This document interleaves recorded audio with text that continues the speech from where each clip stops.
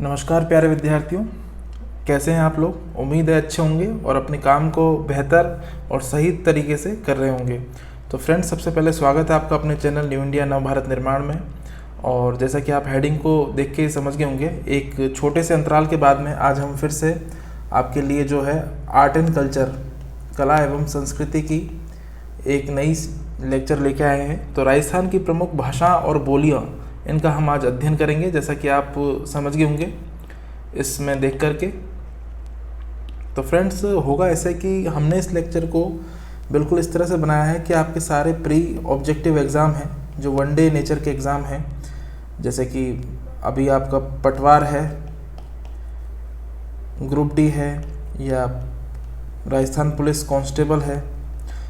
Police constable के अतिरिक्त जो एसआई की भर्तियां निकलती हैं, उनमें भी ये पूरी तरीके से कारगर होगा और बिल्कुल 100% कवरेज के साथ में हमने इसे बनाया है।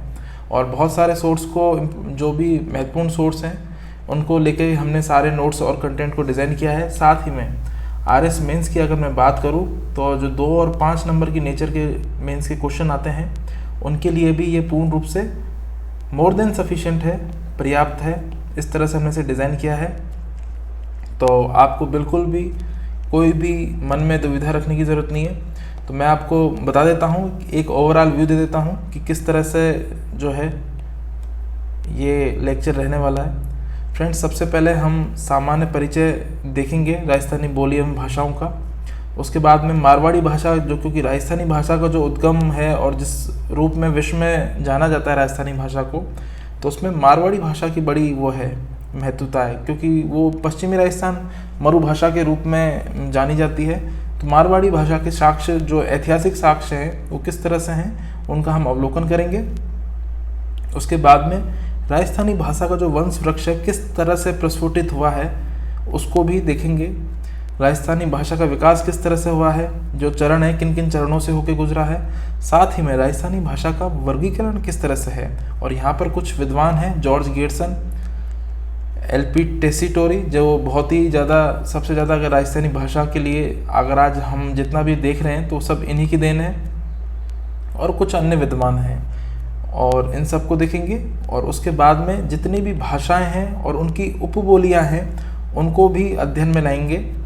और कुछ मुख्य रोचक तथ्य भी देखेंगे जो अलग से आपसे पूछे जा सकते हैं एग्ज़ाम में, चाहे वो प्री के एस्पेक्ट में हो, किसी भी तरह से हो, वो पूछे जा सकते हैं। उसके बाद में प्रीवियस एग्ज़ाम के कुछ ऑब्जेक्टिव क्वेश्चन भी हैं जो मैंने इसमें डाले हैं, और मेंस के क्वेश्चनों का भी हमने एक छोटा सा इसमें संकलन लिया है। साथ ही में सारे प्रश्नों को, सारे जितने भी कंटेंट है, उसको हम मैप के साथ रिवाइज करेंगे। और बीच बीच में जितना भी हम पढ़ेंगे तो उसको मैप के साथ में एनालिसिस करेंगे। तो फ्रेंड्स, एक बार फिर से आपको मैं स्वागत करता हूँ खम्मा खड़ी। जैसे कि आज हमारा जो टॉपिक है वो इसी तरह से है, राजस्थान की भाषाएं और बोलियां। तो बिना समय गंवाए हम शुरू करते हैं। देखिए, शुरू करने से पहले मैं आपको एक बेसिक आइडिया देना चाहूँगा। और बेसिक आइडिया देखिए क्या है कि किसी भी चीज़ को समझने के लिए उसका ABCD जानना बहुत ज़रूरी होता है। तो भारत के सबसे बड़ा प्रांत राजस्थान है। तो राजस्थान की जो मातृभाषा है, वो मातृभाषा राजस्थानी है। तो आपको ये जानकर हैरानी होगी कि जो 8वीं अनुसूची है हमारे संविधान की, उसमें 22 भाषाएं को दर्ज किया गया है, लेकिन उसमें हमारी राजस्थानी भाषा नहीं है। तो राजस्थानी भाषा ना होने के कारण इस पर काफ़ी विरोध चल रहा है। और जो भी वर्तमान में 21 फरवरी को जो एक हमारा जो राजस्थानी भाषा दिवस निकला है, उस पर काफ़ी विरोध और आंदोलन भी हुए थे। तो इस पर अभी भी जो प्रयास हैं, सामाजिक प्रयास जारी हैं, कुछ विद्वान और जो भाषा के जाने माने जानकार हैं उनके द्वारा। तो भाषा विज्ञान के अनुसार राजस्थान एक भारोपीय भाषा के अंदर आती है, और इसका जो उद्भव और विकास है वो गौरवशाली परंपरा से जुड़ा हुआ है। तो इसका जो उद्भव माना जाता है, राजस्थानी भाषा की जो उत्पत्ति है, वो सौरसेनी गुर्जर अपभ्रंश से मानी जाती है। और भी इसमें काफ़ी मान्यताएं हैं, परंतु ये सर्वमान्य तथ्य है, सौरसेनी गुर्जर अपभ्रंश से। तो सौरसेनी का आपको पता है, ये एक क्षेत्र विशेष से इसका नाम लिया जाता है। जो धौलपुर करौली का क्षेत्र है, उसको सौरसेन बोला जाता है। तो आप इसे ध्यान में रखिए। और अपभ्रंश का मतलब देखिए क्या होता है। अपभ्रंश ये होता है कि भाषा जब अपने विकास की यात्रा से गुजरती है, तो जहाँ जहाँ उसका विकृतीकरण होता है या जिन जिन शब्दों का उनको हटा दिया जाता है समाज के द्वारा या नए शब्दों को धारण कर लिया जाता है, तो वही मतलब भाषा का विकृतीकरण जो होता है, भाषा का विकृतीकरण, जिसमें कुछ शब्दों को जोड़ लिया जाता है और कुछ शब्दों को हटा दिया जाता है, तो इसे ही हम अपभ्रंश बोलते हैं। तो अपभ्रंश भी इसी तरह से, तो आप इसे ध्यान में रखेंगे। और भी इसमें कई मान्यता हैं तो उन्हें पढ़ेंगे। तो शुरू करते हैं हम लेक्चर को बिना समय गंवाए फ्रेंड्स। आज का हमारा जो विषय है राजस्थानी कला एवं संस्कृति में, वो है राजस्थान की भाषाएं एवं बोलियां। तो बिना समय गंवाए हम इसे शुरू करते हैं। तो थोड़ा सा एक सामान्य परिचय देखते हैं। राजस्थानी भाषा के अतीत पर दृष्टिपात करें तो हम पाएंगे कि सन 778 ईस्वी में, अगर आप विक्रमी संवत के अनुसार चलते हैं, तो ये 835 ईस्वी है। और वैसे अगर आप जो डेट हम पढ़ते हैं उसके अनुसार चलोगे तो आपको ये 778 ईस्वी इसका समय, ज़्यादातर नहीं सभी किताबों में एक ही समय दिया हुआ है, तो आप इसे ध्यान में रख लीजिए। तो उद्योतन सूरी द्वारा एक लिखित ग्रंथ है कुवलय माला। तो कुवलय माला में 18 देसी भाषाओं में मरु भाषा को शामिल किया गया है, जो पश्चिमी राजस्थान की भाषा के रूप में प्रचलित थी। देखिए मरु भाषा है ना, ये क्षेत्रीय जो भौगोलिक स्थिति है उसके आधार पर ये नाम धरा गया है, तो आप इसे ध्यान में रखिए। तो पश्चिमी राजस्थान में चलती थी।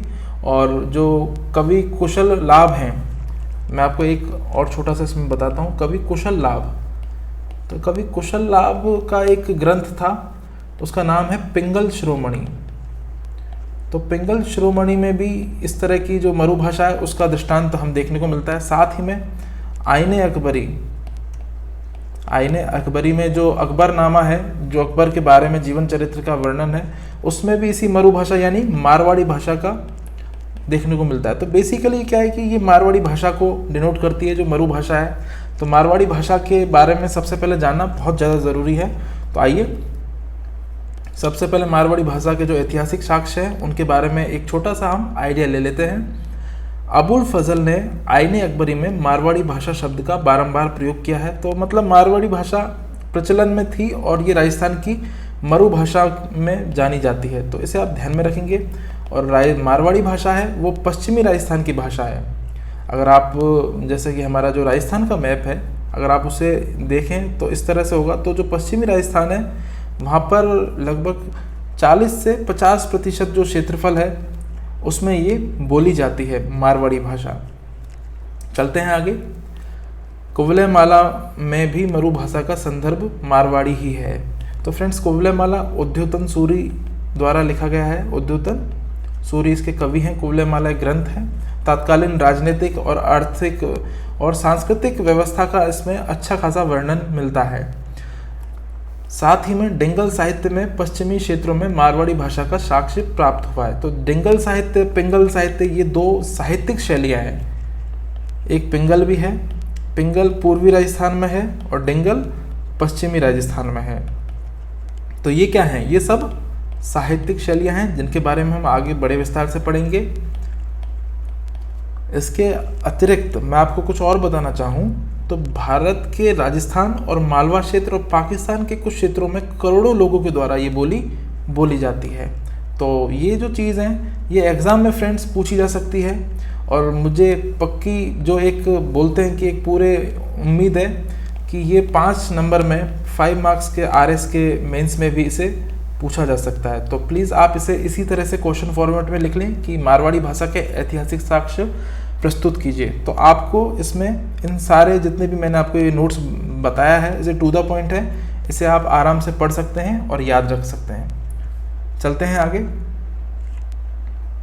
अब राजस्थानी भाषा का जो वंश वृक्ष है उसके बारे में जानना ज़रूरी है। मैं आपको एक छोटी सी बात और बता दूं कि जो डॉक्टर जॉर्ज अब्राहम गियर्सन हैं, ये राजस्थानी भाषा के काफ़ी जाने माने विद्वान माने जाते हैं। 1912 में इनकी एक किताब आई थी लिंग्विस्टिक सर्वे ऑफ इंडिया। हालांकि इसके बारे में आगे हम बड़े विस्तार से देखेंगे। तो इस किताब में इन्होंने पहली बार इस प्रदेश की भाषा के लिए जो ये शब्द है राजस्थानी शब्द इन्होंने इसमें काम में लिया था, तो आप इसे ध्यान में रखेंगे। और केंद्रीय साहित्यिक अकादमी ने भी राजस्थानी भाषा को एक स्वतंत्र भाषा में मान्यता दे रखी है। तो ये सब अभी हम देखेंगे पूरे विस्तार से। फिलहाल के लिए अभी अपन देखते हैं तो राजस्थानी भाषा का जो वंश वृक्ष है वो किस तरह से प्रस्फुटित हुआ। देखते हैं। सबसे पहले देखिए, मध्य एशिया से आर्य लोग आए थे, तो उनकी जो भाषा है, उनका जो उस वक्त जीवन शैली थी, तो वहीं से हमारी भाषा की भी शुरुआत हुई है, राजस्थानी भाषा की। तो आर्य भाषा के रूप में सबसे पहले ये जानी जाती थी। उसके बाद में यही वैदिक संस्कृति का जब दौर आया तो यही वैदिक सभ्यता में उस वक्त की जो भाषा के रूप में चलती थी। और फिर ये जो भाषा है ये दो भागों में बट गई, एक पाली है और एक संस्कृत है।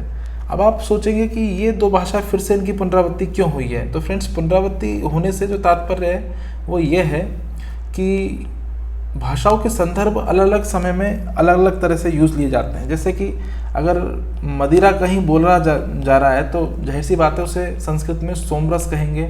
अगर यहाँ पर इसे घी कहा जा रहा है तो यहाँ पर इसे घृतम या अमृत, जो भी और पर्यायवाची और तत्सम तद्भव का जो अंतर मिलता है वो यहाँ पर भी आपको देखने को मिलेगा। जैसे दूध है तो दूध इस तरह से होता है, तो यहाँ पर दुग्ध हो जाएगा।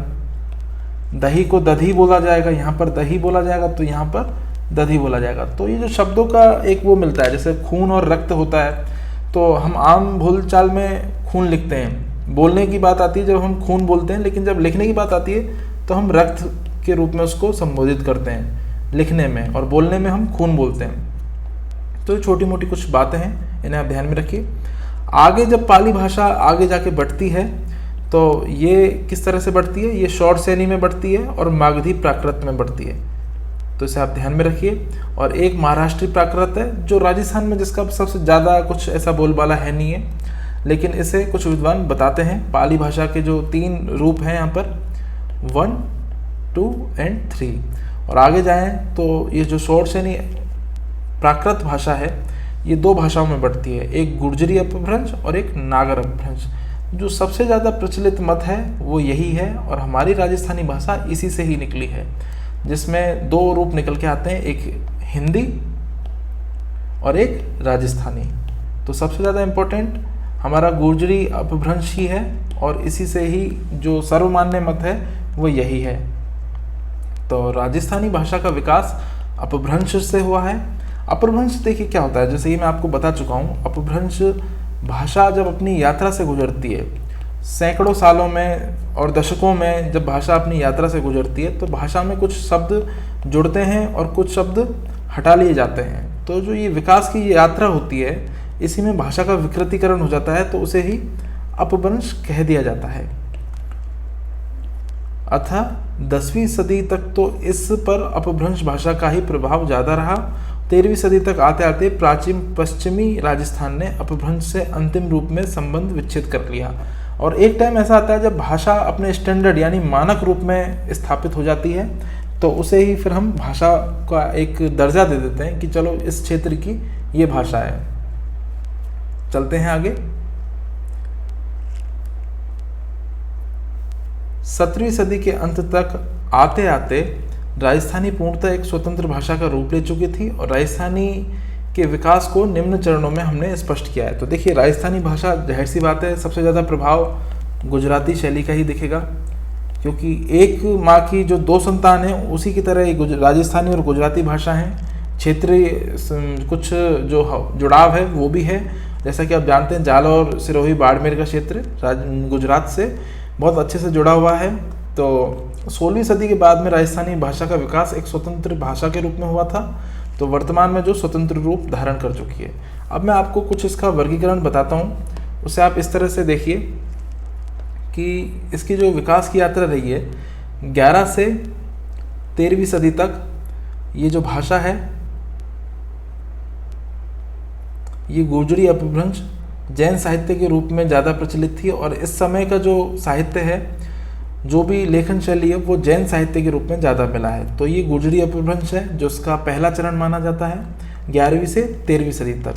अब जैन साहित्य में देखिए क्या था, जैन साहित्य में सबसे ज़्यादा जो जैन मुनि हैं और पंडित हैं, ब्राह्मण हैं या श्रावक हैं जो उस वक्त माने जाते थे, तो उनके द्वारा कथा को गद्य के रूप में लिखा जाता था, गद्यांश के रूप में कथाओं को लिखा जाता था।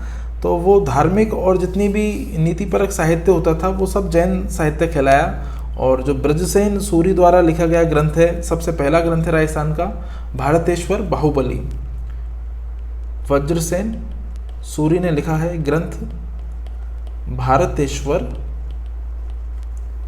बाहुबली। इसे आप इम्पोर्टेंट मार्क कर लीजिए, ये इस तरह के जो प्रश्न के रूप में पूछे जा सकते हैं।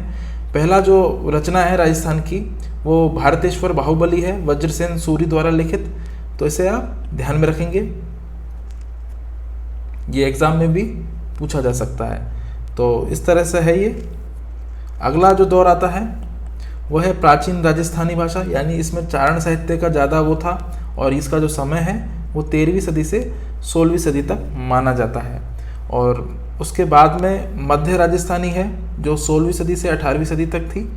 तो चारण साहित्य यहाँ पर भी विद्यमान था। और चारण साहित्य की जो सबसे बड़ी आप इसे देखें तो इसमें चारण जाति के लोग थे, भाट जाति के लोग थे। और इन जाति के लोगों के द्वारा तत्कालीन समय में जो अपने शासक यानी जजमानों की प्रशंसा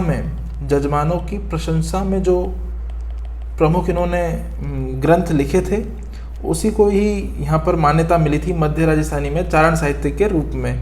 तो कई राजपूत और ब्राह्मणों द्वारा भी इस जो कोटि की रचनाएं की गई थी, तो इन्हें आप ध्यान में रखिए। और ये पद्य और गद्य रूप में अलग अलग तरीके से विद्यमान थी। तो वेली किशन रुक्मणीरी जो अगर हम देखते हैं पृथ्वीराज राठौड़ द्वारा रचा गया काव्य हो चाहे, तो वो सभी इसी तरह की जो पद्य रूप में थी वो चारण साहित्य के उसमें ही आती हैं। तो इन्हें आप ध्यान में रखेंगे। मुहणोत नैनसीरी ख्यात ये भी इसी तरह से है, इन्हीं में ही आती है, तो इन्हें आप ध्यान में रखेंगे। और अगला है हमारा अर्वाचीन राजस्थानी। अर्वाचीन से मतलब है आधुनिक, जो प्राचीन का विलोम अर्वाचीन ही होता है। तो आधुनिक राजस्थानी जो वर्तमान स्वरूप है वो इसी तरह से है 18वीं सदी से वर्तमान तक। अगर आप देखें, जैसे कि मैं आपको एक बड़े कवि धरती धोरारी कन्हैयालाल सेठिया की रचना है, तो वो इसी पैटर्न पर आधारित है। चलते हैं आगे। यहाँ की भाषा हेतु राजस्थानी शब्द सर्वप्रथम जॉर्ज अब्राहम गियर्सन ने 1912 में अपनी जो किताब थी लिंग्विस्टिक सर्वे ऑफ इंडिया ग्रंथ में प्रयुक्त किया। जैसे कि मैंने अभी आपको ऊपर भी इसका थोड़ा सा बताया था, तो यहाँ पर मैं पूरा बता रहा हूँ।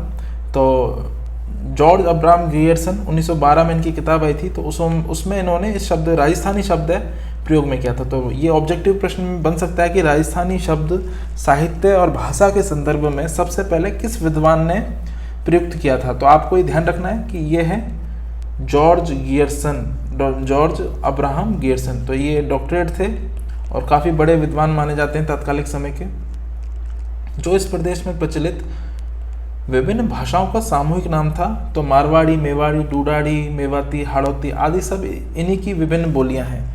तो इसे आप ध्यान में रखेंगे फ्रेंड्स। और चलते हैं हम आगे। तो ये मुख्य बातें तो यही हैं इसके बारे में। तो राजस्थानी भाषाओं को जो वर्गीकरण हुआ है विद्वानों के द्वारा, जो वर्गीकरण किया गया है, उसे हम देख लेते हैं एक बार कि किस तरह से और किस किस रूप में किया गया है। तो यहाँ पर सबसे पहले विद्वान जो आते हैं वो हैं डॉक्टर जॉर्ज अब्राहम गियर्सन। तो इसे आप ध्यान में रखिए। इनके अनुसार राजस्थानी भाषा का विकास 12वीं सदी में हुआ, जिसका उल्लेख इनकी किताब लिंग्विस्टिक सर्वे ऑफ इंडिया में किया गया है। तो फ्रेंड्स आप इस किताब को ज़रूर याद रखिए। कर्नल जेम्स टॉड की एक किताब है Annals and antiquity of Rajasthan, तो उसमें भी मतलब आपसे कभी पूछा जा सकता है मैच द कॉलम में। तो इनकी जो किताब है उसे भी आप ध्यान रखिए। मैं बार बार बोल रहा हूँ आपसे, ये इम्पोर्टेंट है। गियर्सन के अनुसार राजस्थानी भाषा का उद्गम नागर अपभ्रंश शैली से माना जाता है। ये मत दूसरे नंबर पे आता है क्योंकि शौरसेनी गुर्जरी अपभ्रंश सबसे पहले है। तो नागर अपभ्रंश शैली ये मत दूसरे नंबर पे आता है, मतलब इसकी जो दर्जा है वो दोयम है। तो इसे आप ध्यान में रखिए। और गियर्सन ने राजस्थानी भाषा की 5 उपशाखाएं बताई हैं। अगर मैं आपको यहाँ पे शुरू करूँ इन्हें, तो ये पश्चिमी राजस्थानी है जिसमें मारवाड़ी, मेवाड़ी और बागड़ी शेखावटी का वो है क्षेत्र। और मध्य पूर्व राजस्थानी में डूढाड़ी और हाड़ौती है। उत्तर पूर्वी राजस्थानी मेवाती और अहिरवाटी है, और दक्षिण पूर्वी राजस्थानी में मालवी और निमाड़ी है। और यहाँ पर दक्षिण राजस्थानी है, यानी कि जो नीचे का सिरा है प्रतापगढ़, उदयपुर और बांसवाड़ा डूंगरपुर का। तो ये चीज़ है। और अगले जो विद्वान हैं वो एलपी टेसीटोरी है, इनका पूरा नाम था लुइजी पियो टेसीटोरी। तो इन्हें जो संबोधित किया जाता है फ्रेंड्स, वो टेसीटोरी नाम से ही संबोधित किया जाता है। तो इनके ऊपर बाद में अलग से चर्चा करेंगे इसी लेक्चर में। अभी जो इन्होंने भाषाओं का वर्गीकरण किया था उसे देखते हैं। तो इन्होंने दो वर्गीकरण बताए थे, एक था पश्चिमी राजस्थानी और दूसरा था पूर्वी राजस्थानी। तो पश्चिमी राजस्थानी में तो शेखावटी है और जोधपुर की खड़ी बोली है, थटकी है, थली है, बीकानेरी है, किशनगढ़ी है, खेराड़ी है, सिरोही है। हम इन्हें पूरा अलग से डिस्कस करेंगे, कौन सी बोली किस क्षेत्र में प्रयुक्त होती है। मैप के थ्रू हम इन्हें पूरा आगे समझने की कोशिश करते हैं। तो पहले इन्हें देख लें। और पूर्वी राजस्थान में, जैसे जयपुर में जो हम लोग रहते हैं, तो डूढाड़ चलती है यहाँ पे, तोरावटी भी चलती है जो शेखावटी के मिले जुले क्षेत्र में है, और खड़ी जयपुरी है, काठियाड़ी है, अजमेरी है, राजावटी है, चौरासी, नागरचौल और हाड़ौती संभाग में आती है, जिस पर मारवाड़ और ब्रज भाषा और इनका बहुत काफ़ी मिला जुला प्रभाव है। तो टेसीटोरी के अनुसार राजस्थानी भाषा का उद्भव 12वीं सदी में शौर सैनी अपभ्रंश से हुआ है, और ये सबसे ज़्यादा सर्वमान्य मत है। तो शौर सैनी अपभ्रंश को आप मान के चलिए। आगे चलते हैं। अगला जो मत है वो है, कुछ विद्वान दिए हुए हैं, माणिक्यलाल वर्मा, कन्हैया लाल सेठिया और मोतीलाल मिनारिया। तो इनके अनुसार 11 से 13वीं सदी में शौर सैनी के गुजरी अपभ्रंश से माना जाता है, और ये सर्वमान्य मत है। तो बिल्कुल सही बात है। तो मोतीलाल मिनारी की मैं बात करूँ तो इन्होंने भी अपना अलग से जो दिया था वो ये है कि इन्होंने 5 भागों में बांटा था। मारवाड़ी है पश्चिमी राजस्थान में बोली जाने वाली, एक है डूढाड़ी, एक है मेवाड़ी, और एक है बागड़ी जो आपके वागड़ क्षेत्र है नीचे, डूंगरपुर और बांसवाड़ा वहाँ बोली जाती है, और एक है मालवी। देखिए मालवी भाषा है वो राजस्थान की नहीं है, लेकिन राजस्थान का जो हाड़ौती संभाग, अगर आप झालावाड़ में जाएं तो झालावाड़ मालवा क्षेत्र से जुड़ा हुआ है, एमपी वाले क्षेत्र से जुड़ा हुआ है।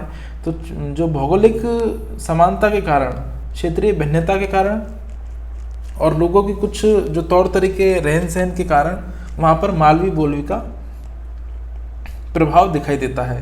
तो इसे आप ध्यान में रखिए। और इसके अलावा, अगर वैसे ज़रूरत तो नहीं है लेकिन फिर भी मैं आपको रेफरेंस के लिए बता देता हूँ, एक आते हैं प्रोफेसर नरोत्तम शर्मा। तो नरोत्तम शर्मा के अनुसार भी भाषाओं के उन्होंने 4 वर्गीकरण बताए हैं।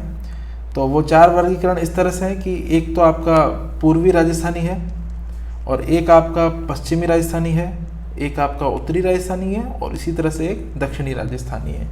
तो इन्हें भी देखेंगे। तो शुरू करते हैं सिलसिलेवार जो भाषाओं का हमने जो जिस तरह से लेक्चर को बनाया है फ्रेंड्स। तो मारवाड़ी हमारी पहली भाषा है। तो देखिए नोट्स में मैं आपको एक चीज़ क्लियर कर देना चाहता हूँ कि आपको कंफ्यूज होने की ज़रूरत नहीं है। नोट्स बिल्कुल प्रॉपर हैं, और एग्ज़ाम में अगर मारवाड़ी भाषा के ऊपर क्वेश्चन आएगा, मेंस की मैं अगर बात करूँ, तो आपको एग्जैक्ट यही लिखना है, बिल्कुल प्रॉपर नोट्स हैं। कुछ चीज़ें समझाने के लिए मैं आपको अलग से रेफरेंस में बताता रहूँगा, तो उनसे आपको कंफ्यूज नहीं होना कि वो सही है कि उन्हें लिखें कि इन्हें लिखें। आपको लिखने में नोट्स के रूप में मैंने ये बनाए हैं, तो आपको इन्हें ध्यान में रखना है। तो देखते हैं। यह राजस्थान के अधिक क्षेत्र में बोली जाने वाली बोली है। पश्चिमी राजस्थान विशेषकर जोधपुर के आसपास के क्षेत्रों में बोली जाती है। अब जोधपुर का आसपास का क्षेत्र का मतलब यही है कि जो, जैसे कि अब हम मैप में देख लें तो जोधपुर, अगर आप यहाँ मान के चल रहे हैं जोधपुर, तो जोधपुर के आसपास का क्षेत्र कौन सा होगा? ये बीकानेर है, यहाँ पर नागौर भी है, और यहाँ का आप इसे आप देखें तो जैसलमेर भी है, और नीचे बाड़मेर भी है। तो इस तरह का जो क्षेत्र है ये ही जोधपुर के आसपास का क्षेत्र है। लेकिन मारवाड़ी की जो पहचान है वो जोधपुर के रूप में ही की जाती है। तो जोधपुर और उसके आसपास का क्षेत्र, अगर आपसे प्रश्न विकल्पों में अगर ये प्रश्न आए, जैसे मैंने डाला भी है और ये प्रश्न आया हुआ भी है, तो बीकानेर के आसपास का क्षेत्र या जैसलमेर के आसपास का क्षेत्र, तो आपको विकल्प में सिर्फ जोधपुर का ही चुनाव करना है। ध्यान रखिए, पश्चिमी राजस्थान में बोली जाती है मारवाड़ी, लेकिन उसका मतलब जो उसका एक फोकस पॉइंट होगा, एक एपिसेंटर होगा, वो जोधपुर में ही माना जाएगा। चलते हैं आगे। मारवाड़ी बोली के साहित्यिक रूप को डिंगल कहा जाता है। तो देखिए, डिंगल एक साहित्य की शैली है और इसमें जैसे कि पश्चिमी राजस्थान में डिंगल है, तो पूर्वी राजस्थान में अगर हम पढ़ेंगे तो वो पिंगल है, जिसका हम अध्ययन करेंगे आगे। तो आप अभी तो इसे ध्यान में रखिए। और प्रमुख छंद है वो है सौरठा और प्रमुख राग है मांड। तो इन्हें आप ध्यान में रखिए, छोटी छोटी बातों को। जो उपबोलियाँ हैं उनमें देखिए, मेवाड़ी है, बागड़ी है, शेखावटी है, बीकानेरी है, थली है, खराड़ी है, नागौरी है, थटकी और देवड़ा पहाड़ी, और इस तरह की नाना प्रकार की भाषाएं उपबोलियां बोली जाती है। तो इन्हें आप ध्यान रखें। थोड़ा सा इसमें आगे अगर हम देखें तो कुछ और चीज़ें भी हमें देखने को मिलेंगी, जैसे कि जैन साहित्य और मीराबाई के जो अधिकांश पद हैं वो मारवाड़ी में ही लिखे गए हैं, और मारवाड़ी भाषा की उत्पत्ति गुर्जरी अपभ्रंश से मानी जाती है। तो फ्रेंड्स, ये जो जितनी भाषाएं हमने यहाँ पर देखी हैं, जो उपबोलियाँ हैं, इन्हें एक बार मैप से अगर देख लें तो शायद बहुत अच्छा रहेगा और हमें समझने और सीखने में बड़ी आसानी रहेगी। तो आप इन भाषाओं को ध्यान में रखिए। अब हम चलते हैं मैप की तरफ। मैं इसे जूम कर देता हूँ ताकि आप इसे अच्छे से देख पाएँ, और यहाँ पर जो मार्कर है उसकी हम मदद ले लेते हैं। तो शुरू करते हैं फ्रेंड्स।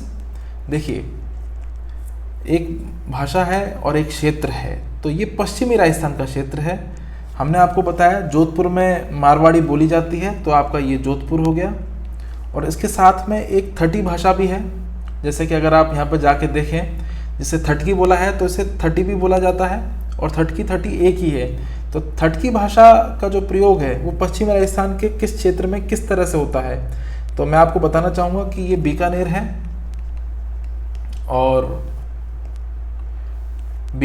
और यहाँ पर चूरू की स्थिति है। तो चूरू और बीकानेर का जो रेतीला इलाका है फ्रेंड्स, कुछ मिला जुला रेतीला इलाका है, यहीं पर है जो थटी भाषा का प्रयोग किया जाता है। तो आप इसे ध्यान में रखेंगे। थटी या थठी, जो भी जिस तरह से नाम है ये तटकी, तो यहाँ पर इस भाषा का प्रयोग किया जाता है। तो मारवाड़ी भाषा है वो इसी जो पश्चिमी राजस्थान का क्षेत्रफल है, मारवाड़ी भाषा यहाँ बोली जाती है, और ये एकमात्र राजस्थान की ऐसी भाषा है जो सर्वाधिक क्षेत्रफल पर बोली जाती है। आप ध्यान में रखिए, सर्वाधिक क्षेत्रफल बोल रहा हूँ मैं, सर्वाधिक जनसंख्या मैंने नहीं बोला यहाँ पे। तो ये सर्वाधिक क्षेत्रफल है, और अकबरनामा जो अबुल फजल ने लिखा है वहाँ पर इसका दृष्टांत देखने को मिलता है। राजस्थान की इसे आधार बोली के रूप में माना जाता है, राज्य की आधार बोली। तो राजस्थान की आधार बोली कौन सी है, अगर ऑब्जेक्टिव प्रश्न में आपसे पूछा जाए तो वो है मारवाड़ी भाषा। तो आप इसे ध्यान में रखिए। और इसके अलावा अगर हम इसमें देखें बाकी बोलियों को, जैसे शेखावटी है, तो शेखावटी से आपके दिमाग में आ जाना चाहिए कि ये चूरू, सीकर और झुंझुनू की बात यहाँ पर होती है। तो आप इसे ध्यान में रखिए।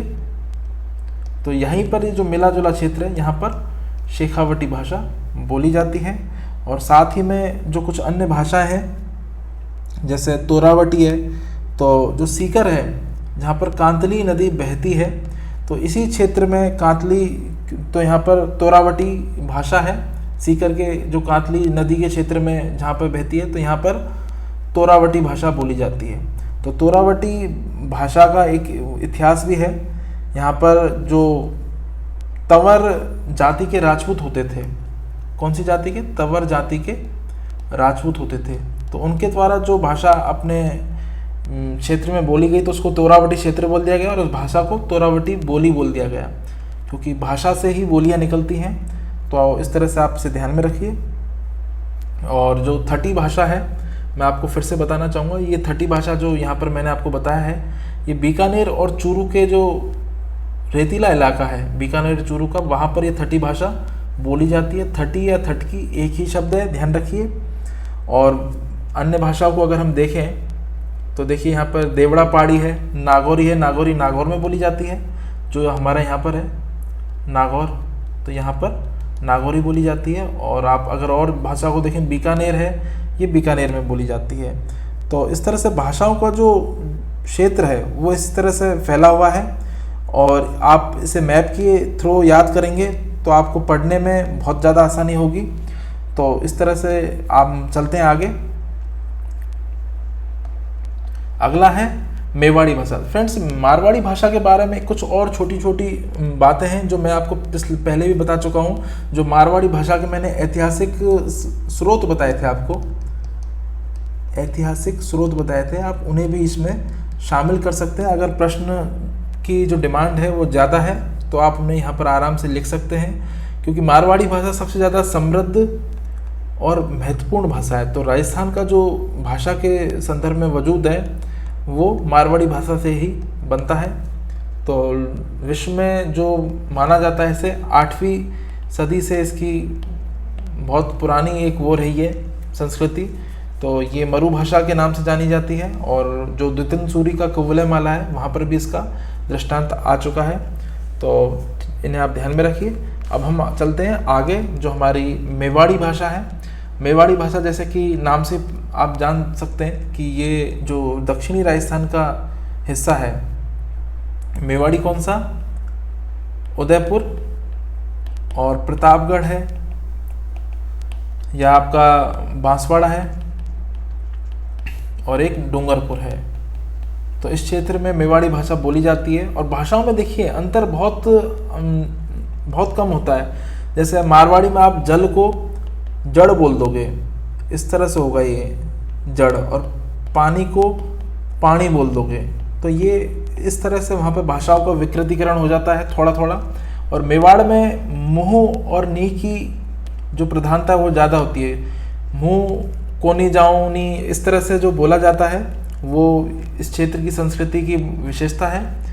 तो उदयपुर और उसके आसपास के क्षेत्रों में कही जाने वाली बोली है। 12 से 13वीं सदी में हमें मेवाड़ी बोली का शुद्ध रूप देखने को मिलता है। और महाराणा कुंभा द्वारा रचित नाटक हैं वो इसी भाषा में लिखे गए हैं। जितने भी ज़्यादा आपको उनकी रचनाएं मिलेंगी। और महाराणा कुंभा के बारे में मैं आपको बता दूं कि संगीत राज जो उनका सबसे बड़ा महाकाव्य है, संगीत राज महाराणा कुंभा के द्वारा लिखा गया है। तो उसके 5 भाग हैं। ये सेकंड ग्रेड में आया हुआ प्रश्न है। संगीत राज के 5 भागों में महाराणा कुंभा ने लिखा है, तो इसे आप ध्यान में रखिए। और मेवाड़ी भाषा मारवाड़ी के बाद में जो बोली जाती है राजस्थान की सबसे बड़ी, दूसरे नंबर की, यानी दूसरी सबसे बड़ी और महत्वपूर्ण बोली है। और महत्वपूर्ण इसलिए क्योंकि जो गौरवशाली राजपूत योद्धा यहाँ पर जन्मे हैं और उनका जो शौर्य की जो एक परंपरा रही है, इसके कारण इसे दर्जा महत्वपूर्ण मिला हुआ है। तो इसे आप ध्यान में रखिए। मेवाड़ी का जो शुद्ध रूप है वो मेवाड़ के जो गांव हैं, जो देहात है, वहाँ पर शुद्ध रूप बोला जाता है। और जो कस्बे हैं, शहर में आते आते थोड़ी सी ये विकृत हो जाती है। तो मेवाड़ी में जो लोक साहित्य उसका विपुल भंडार है। जैसे कि मैंने आपको बताया, संगीत राज लोक साहित्य का विपुल भंडार है। तो इन चीज़ों को आप ध्यान में रखिए। आगे चलते हैं डूढाड़। तो डूढाड़ क्षेत्र में बोली जाने वाली बोली है।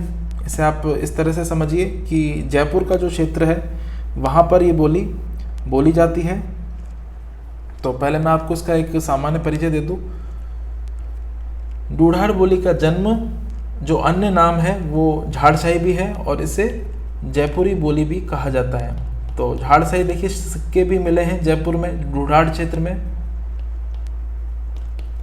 और 18वीं सदी की पुस्तक है आठ देश गुर्जरी। तो इस पुस्तक में डूढाड़ भाषा का प्राचीनतम उल्लेख हुआ है। गुजराती, मारवाड़ी और ब्रज भाषा का समान रूप से प्रभाव देखने को मिलता है। अब जो ये पॉइंट है ना फ्रेंड्स, ये सबसे ज़्यादा इम्पोर्टेंट है। आपकी जो प्रश्न बनेगा वो 8 देश गुर्जरी को भी पूछ सकता है और इसको भी पूछ सकता है, क्योंकि ऑब्जेक्टिव में बनाने के लिए विकल्प काफ़ी ज़्यादा होते हैं। अगर टफ क्वेश्चन बनेगा तो वो यहीं से बनेगा, और नॉर्मल क्वेश्चन आएगा तो उसे आप सभी कर देंगे। तो यहाँ पर जो ऑब्जेक्टिव की मैं अगर बात करूँ तो देखिए कौन कौन सी चीज़ें आपसे पूछी जा सकती हैं। एक तो झाड़शाही शब्द है, ये बहुत इंपॉर्टेंट है डूढाड़ी भाषा के, डूढाड़ी बोली के लिए। दूसरा, ये जितनी भी बोलियाँ गुजराती, मारवाड़ी और ब्रज भाषा, ये भी बहुत इंपॉर्टेंट है। और 8 देश गुजरी, ये भी आपको पढ़ना है अच्छे से। तो उत्तरी जयपुर को छोड़ करके आप बिल्कुल ध्यान से सुनिए, ये प्रश्न पूछा जा सकता है। और जिलेवार जो परीक्षाएं होती है, जैसे कांस्टेबल या पटवार की जो वैकेंसियां निकलती हैं, तो उनमें ये प्रश्न बहुत आसानी से पूछा जा सकता है। उत्तरी जयपुर को छोड़ करके जो शेष जयपुर बसता है, उसमें जयपुर है, किशनगढ़ है, टोंक है, उसका लावा क्षेत्र है, अजमेर मेरवाड़ा है, तो वहाँ पर ढूढ़ाड़ी जो बोली है बोली जाती है। और ये गद्य और पद्य दोनों में ही प्रचुर मात्रा में इसका जो साहित्य है वो रचा गया है। और संत दादू थे, देखिए संत दादू दयाल थे, एक प्रसिद्ध संत हुए हैं, इन्हें राजस्थान का कबीर कहा जाता है। दादू इसलिए बोलते थे इनसे क्योंकि ये हर चीज़ को मतलब दान में दे देते थे, बहुत दान पुण्य करते थे, और इनकी जो व्यक्तित्व था वो बहुत ही दयालु प्रवृत्ति का था। तो इस तरह से जो इनका नाम है ये दादू दयाल बना, तो आप इसे ध्यान में रखिए। दादू दयाल और इनके जो शिष्य हुए हैं, इन्होंने इसी भाषा में अपने ग्रंथों की रचनाएं की हैं। तो मैं आपको मैप में अगर अंदर लेके चलूँ फ्रेंड्स, तो यहाँ पर अगर आप इसे अच्छे से देखें तो ये जयपुर है, ये जो स्थान है ये जयपुर है। और इसमें मैं आपको सबसे बड़ी बात ये बताऊं कि ढूढ़ाड़ी भाषा यहाँ पर बोली जाती है। उत्तरी जयपुर के इस भाग को अगर छोड़ दें तो यहाँ पर ढूढ़ाड़ी भाषा बोली जाती है। तो इसके बीच में जो कुछ मूलभूत बातें हैं वो मैं आपको बताना चाहूँगा। ढूढ़ाड़ी भाषा यहाँ पर बोली जाती है, और यहाँ पर जो टोंक से जुड़ा हुआ क्षेत्र है, जयपुर में जो टोंक से जुड़ा हुआ क्षेत्र है, यहाँ पर और भी भाषाएं बोली जाती हैं, जैसे चौरासी है, और इसके अतिरिक्त नागरचोल है, नागरचोल और काठेड़ी, ये टोंक की भाषा है काठेड़ी। तो इन्हें आप ध्यान में रखिए, और ये इसका प्रमुख वो है, तो इन्हें आप ध्यान में रखिएगा। मैप के थ्रू समझने में चीज़ें याद अच्छे से रह सकती हैं। तोरावटी ढूढ़ाड़ी की उपबोलियों में से एक है। तो ये जो दोनों भाषाएं आपको दिख रही हैं आगे मैप में, एक तोरावटी और हाड़ौती, इन्हें ढूढ़ाड़ी बोली की जो उपबोलियों के रूप में मान्यता मिली हुई है। तो इन्हें आप ध्यान में रखिए। मैप से देखने से चीज़ें बहुत अच्छे से क्लियर हो जाती हैं। तो ढूढ़ाड़ की उपबोलियों में से एक है जो जयपुर जिले के कुछ उत्तरी भाग में बोली जाती है। और जयपुर आपको पता है जो मैप में स्थिति मैंने आपको बताई है वहाँ पर है। और तोरावटी देखिए, जो मैंने आपको बताया था, यहाँ पे राजपूत योद्धा थे, तवर जाति के राजपूत योद्धा थे, तो उन्हीं से ही जो तोरावटी और तवर क्षेत्र को तोरावटी बोल दिया गया और बोली को तोरावटी भाषा बोल दिया गया। तो झुंझुनू जिले का जो दक्षिणी भाग है, अगर ये चूरू है, ये झुंझुनू है और ये सीकर है, तो झुंझुनू जिले का दक्षिणी भाग और सीकर जिले का पूर्वी भाग। तो दक्षिणी और पूर्वी भाग इस तरह से यहाँ पर जो जयपुर की सीमा से मिले हुए हैं, वहाँ पर ये बोली बोली जाती है, जिसे तोरावटी कहा जाता है। तो काठेड़ बोली जयपुर जिले के दक्षिणी भाग में प्रचलित है। यहाँ पर जो टोंक से लगता हुआ क्षेत्र है, यहाँ पर काठेड़ बोली जाती है। और नागरचोल सवाई माधोपुर और टोंक के ज़िले में यहाँ पर बोली जाती है। तो इसे आप ध्यान में रखिए। और ये इसी तरह से यहाँ से जो प्रश्न है वो आप के लिए बनेंगे। तो मैप से पढ़ने से फ्रेंड्स चीज़ें क्या हैं कि बहुत क्लियर हो जाती हैं। अगली हमारी जो बोली है वो हाड़ौती बोली है, इसे भी आप इम्पोर्टेंट टिक कीजिए। हाड़ौती क्षेत्र को बोला जाता है, जैसे कि आप यहाँ पे देख सकते हैं, जैसे बूंदी है, बूंदी ऊपर है, जहाँ पर नीचे मैंने आपको बनाया है, अच्छे से इसको हम देख लेते हैं एक बार। मार्कर को थोड़ा हम सही कर लें। तो फ्रेंड्स यहाँ पर है जो बूंदी है, फिर आपका कोटा है, फिर यहाँ बारा है और यहाँ पर झालावाड़ है। तो ये जो क्षेत्र है यहाँ पर हाड़ाओं का शासन रहा है, और इसीलिए इस हाड़ा राजपूतों के शासन के कारण इस क्षेत्र को हाड़ौती क्षेत्र कह दिया गया है। तो यहाँ पर जो क्षेत्र में बोली जाने वाली बोली है उसे हाड़ौती बोला जाता है। तो इसके बारे में देख लीजिए, कुछ बातें हैं। वर्तमान में ये कठिन बोलियों में गिनी जाती है, और बूंदी के कवि सूर्यमल मिश्रण ने अपनी रचनाएं हाड़ौती में ही लिखी हैं। सर्वप्रथम 1875 में केलाग ने हिंदी व्याकरण में इस भाषा का उपयोग किया है। तो ये प्रश्न यहाँ से बन सकता है, इसे आप ध्यान में रखिए। इस पॉइंट को इम्पोर्टेंट टिक लगाइए।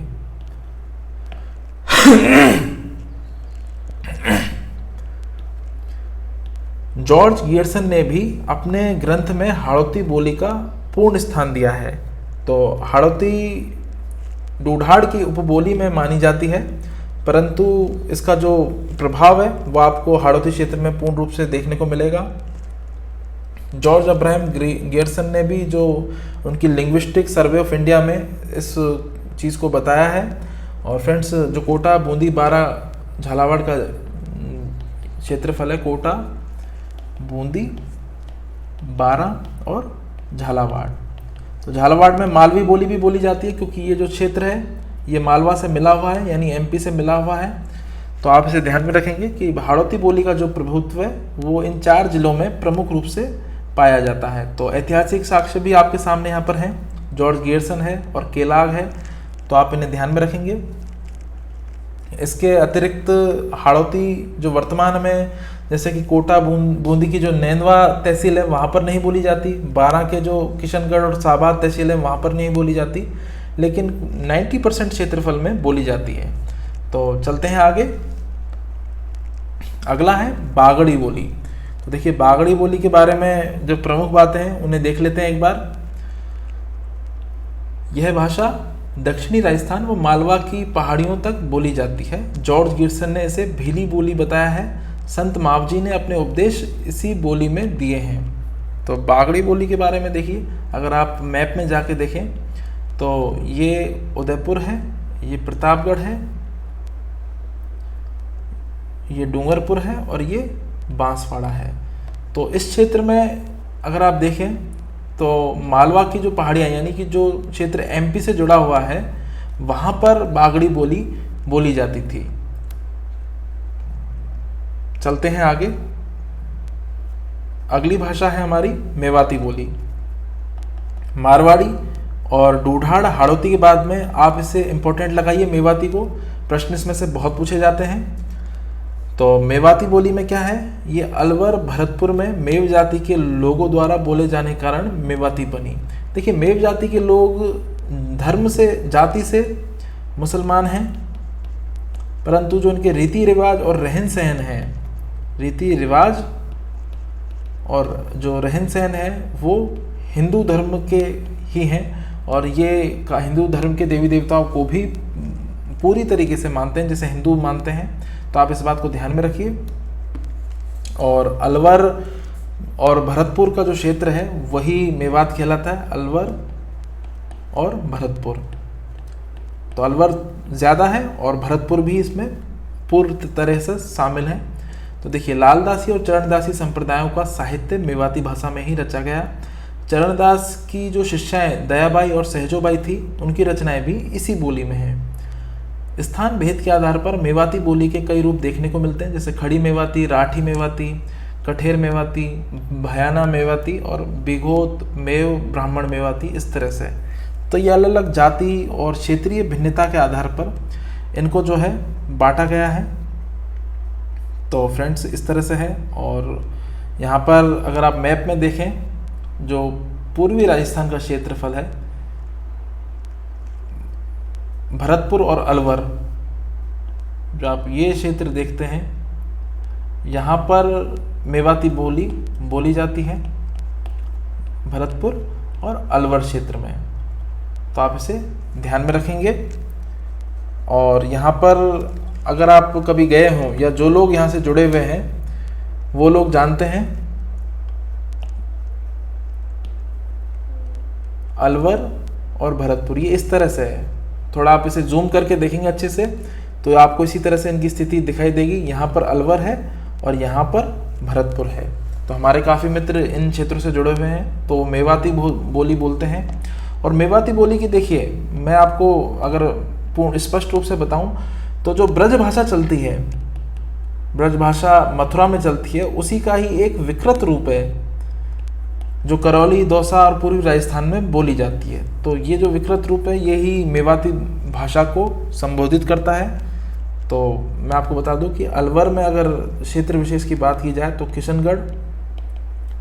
किशनगढ़ है, इसके अतिरिक्त तिजारा है, रामगढ़ है, गोविंदगढ़ है, लक्ष्मणगढ़ तहसील है। गोविंदगढ़ या लक्ष्मणगढ़, इन तहसीलों में ये भाषा है, ये पूर्ण तरीके से बोली जाती है। और भरतपुर में कामा, डीग और नगर तहसील में ये भाषा बोली जाती है। इस भाषा को अगर आप गुड़गांव और हरियाणा में के कुछ क्षेत्रों में जाएं तो वहाँ पर भी आपको मेवाती भाषा का जो एक रूप है देखने को मिलता है। तो आप इसे देख लीजिए कि राजस्थानी भाषा की कौन सी भाषा जो गुड़गांव और हरियाणा क्षेत्र में बोली जाती है। तो मेवाती भाषा अगर ऑप्शन में है तो आप इसे लगा सकते हैं। और मेवाती बोली पर ब्रज भाषा का प्रभाव है वो अत्यधिक दिखाई देता है। तो अगर आपसे पूछ लिया जाए कि मेवात पर कौन सी भाषा का प्रभाव दिखाई देता है तो आपको ऑप्शन में लगाना है ब्रज भाषा। तो इसे आप ध्यान में रखिए और चलते हैं आगे।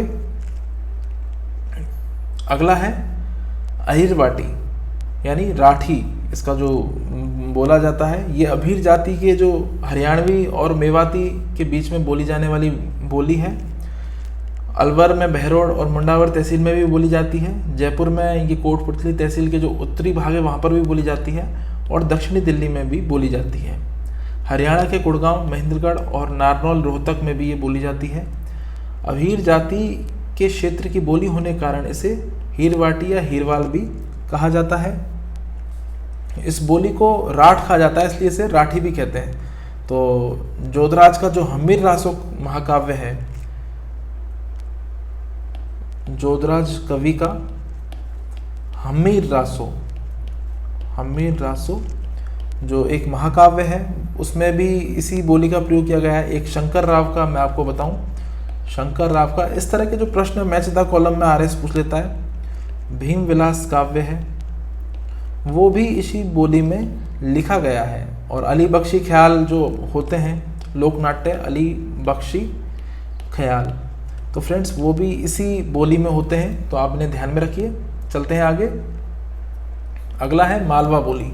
तो देखिए मालवा बोली राजस्थान की नहीं है, परंतु जो झालावाड़ और जो हमारा दक्षिण पूर्वी राजस्थान है वो मिला हुआ है, तो वहाँ पर मालवा बोली का प्रभाव दिखाई देता है। तो मालवी जो बोली है वो मारवाड़ी और ढूढ़ाड़ी बोली की कुछ विशेषताओं को सम्मिलित किए हुए हैं। अब ये जो है ये आपसे ऑब्जेक्टिव क्वेश्चन में पूछा जा सकता है, तो इसे आप ध्यान में रखिए। और मराठी भाषा का भी इस पर प्रभाव देखने को मिलता है। मालवी एक कर्णप्रिय और कोमल भाषा है, तो इसे भी आप ध्यान में रखिए। मालवी का रागड़ी रूप भी है जो राजपूतों के द्वारा बोला जाता है। तो देखिए मालवी मालवा क्षेत्र में बोली जाती है और ये मालवा के जो राजपूत हैं उनकी भाषा है, तो इसमें ये है। और यहाँ पर जो झालावाड़ की जो स्थिति है वहाँ पर ये भाषा बोली जाती है। तो ये क्षेत्रीय सभ्यता से मिली हुई भाषा है। चलते हैं आगे। अगली भाषा है निमाड़ी। तो फ्रेंड्स निमाड़ी के बारे में इतना ध्यान रखिए कि मालवी की उपबोली है और निमाड़ी को दक्षिणी राजस्थानी भी कहा जाता है। गुजराती और भीली का भी इस पर प्रभाव देखने को मिलता है। खैराड़ी भाषा में अगर आप देखें तो बूंदी और शाहपुरा तहसील है जो भीलवाड़ा में उसके क्षेत्रों में बोली जाती है। मेवाड़ी, ढूढ़ाड़ी और हाड़ौती का इसमें मिश्रण है खैराड़ी बोली में। तो ये जो स्टेटमेंट है इसे आप इम्पोर्टेंट लगाइए। क्वेश्चन आपसे इसी तरह से पूछे जाएंगे कि कौन सी जो उपबोली है वो किन किन बोलियों से मिलकर बनी है। तो रागड़ी भाषा मालवा के राजपूतों में मालवी और मारवाड़ी का मिश्रण से बनी है, तो ये बोली जाती है इसी तरह से। और शेखावटी में आपको बता चुका हूँ मारवाड़ी की उपबोली है जो सीकर, चूरू, झुंझुनू के कुछ क्षेत्र में बोली जाती है। मारवाड़ी और ढूढ़ाड़ी भाषा का इस पर प्रचुर मात्रा में प्रभाव है। तो शेखावटी से आपको पता होना चाहिए कि चूरू, सीकर और झुंझुनू। अगला है गौड़वाड़ी भाषा। गौड़वाड़ी भाषा के ऊपर ऑब्जेक्टिव में प्रश्न काफ़ी ज़्यादा पूछे जाते हैं। तो जो जालौर के आहोर तहसील से पाली तक बोले जाने वाली मारवाड़ी भाषा है उसी को ही उस क्षेत्र में गौड़वाड़ी भाषा बोलते हैं। बीसलदेव रासो इसी बोली की प्रमुख रचना है। और बालवी, सिरोही, खड़ी, महाहड़ी इसकी उपबोलियाँ हैं। कौन कौन सी है? एक तो बालवी है और जो सिरोही क्षेत्र में सिरोही बोली जाती है वो है, और एक खड़ी है और एक महाहड़ी है, ये इसकी उपबोलियाँ हैं। और देवड़ावाटी देखिए ये भी मारवाड़ी की एक उपबोली है, जो हमने ऊपर डिस्कस किया था, ये शिरोई क्षेत्र में बोली जाती है। इसके अलावा कुछ 2 भाषाएं और हैं। लहंदा है जो पंजाबी भाषा का विशेष रूप है, और जाहिर सी बात है श्रीगंगानगर हनुमानगढ़ में ये बोली जाती है।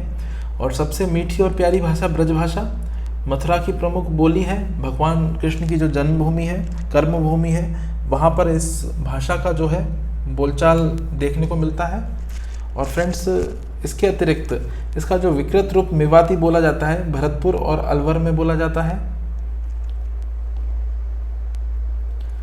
करौली, दौसा, सवाई माधोपुर में ये जो भाषा है बोली जाती है, और ये पिंगल साहित्य से जुड़ी हुई है। एक और भाषा है थली और बीकानेरी बोली, तो ये मैंने आपको बता दिया, बीकानेर, चूरू और श्रीगंगानगर और मुख्यतः यहाँ पर बोली जाती है। एक मैंने आपको थटकी भी बताया था, जो चूरू और बीकानेर के रेतीले भाग में बोली जाती है, तो इन्हें आप ध्यान में रखिए। अब फ्रेंड्स यहाँ पर मैंने एक मैप बनाया है। मैप इसलिए बनाया है ताकि आप भाषाओं को रिवाइज कर सकें। तो हम तो सारी भाषाओं को बता चुके हैं, तो इन्हें आप ध्यान में रखिए। एक उदयपुर में मैं आपको बताना चाहता था कि यहाँ पे धावड़ी भाषा बोली जाती है उदयपुर में। और जो बागड़ क्षेत्र है, बांसवाड़ा, डूंगरपुर, वागड़ क्षेत्र बोला जाता है, और यहाँ पर जो बागड़ी बोली जाती है, और ये भील जनजाति इसका सबसे ज़्यादा प्रचलन में है। तो मोतीलाल मेनारिया ने इसे भीलाड़ी बोली भी बताया है, और ये इसे भीली बोली भी इस पर विभिन्न क्षेत्रों में, क्योंकि राजस्थान में ऐसा बोला जाता है कि 5 कोस पे पानी बदले और 10 कोस पे वाणी, तो यहाँ पर भाषाएं में विकृतीकरण और टूट फूट दिखाई देती है। तो इसी हाड़ौती संभाग की अगर मैं बात करूँ तो यहाँ पर एक भाषा और बोली जाती है, टांगड़ी भाषा। टांगड़ी भाषा थोड़ी सी एक कर्कश वाली भाषा है, और इसमें थोड़ा सा गाली गलौज और थोड़ा सा एक रूखापन है, तो इसे भी आप ध्यान रखिए। टांगड़ी भाषा ये आपसे इंटरव्यू में भी पूछी जा सकती है, और इस तरह से ये आपसे पूछी जा सकती है। तो इन चीज़ों को थोड़ा सा देख लेना, और बाकी जितने भी मैप में फ्रेंड्स मैंने आपको चीज़ें बताई हैं वो आपको ध्यान में रखनी है। तो यहाँ पर जो